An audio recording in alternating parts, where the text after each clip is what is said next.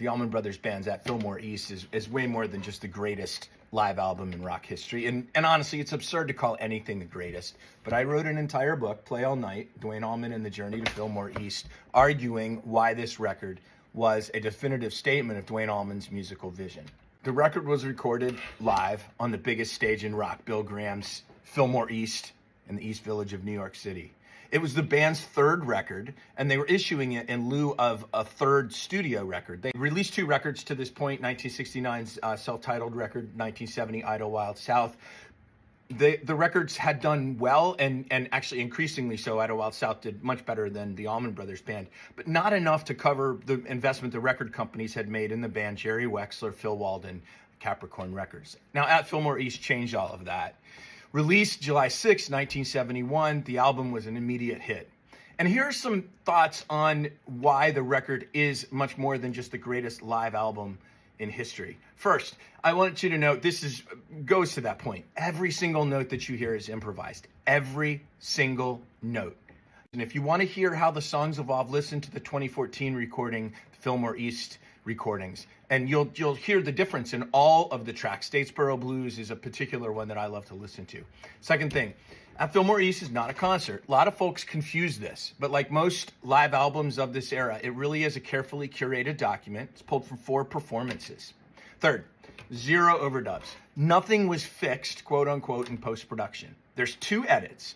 Tom Doucette's harmonica solo was cut from Stormy Monday. I think that was due to track length and physical space on the vinyl. And then You Don't Love Me is a splice of 2 different versions. The first 7 minutes are the Saturday early show, March 13th. The last 12 minutes are the late show, March 12th. No, Tom Dowd did not mix 2 different versions of Liz Reed on that 1992 Fillmore Concerts release. That was kind of a misnomer on Tom's part. He was working with the same tracks. Finally, I want to do one of my quibbles with the record, which is the fade-outs.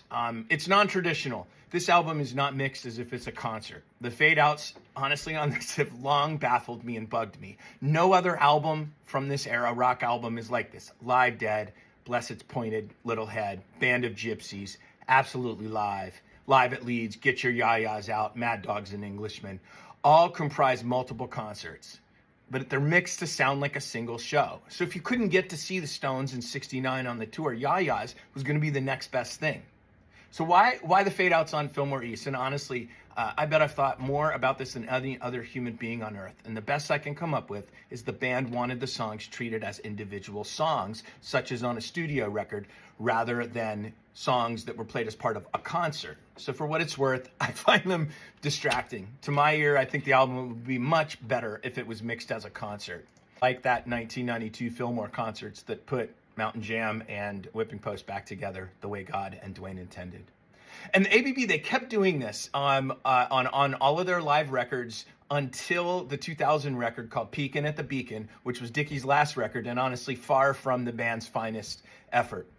But quickly back to Fillmore East. As you listen to that original 7-song album, remember, everything was riding on this album for the Allman Brothers Band.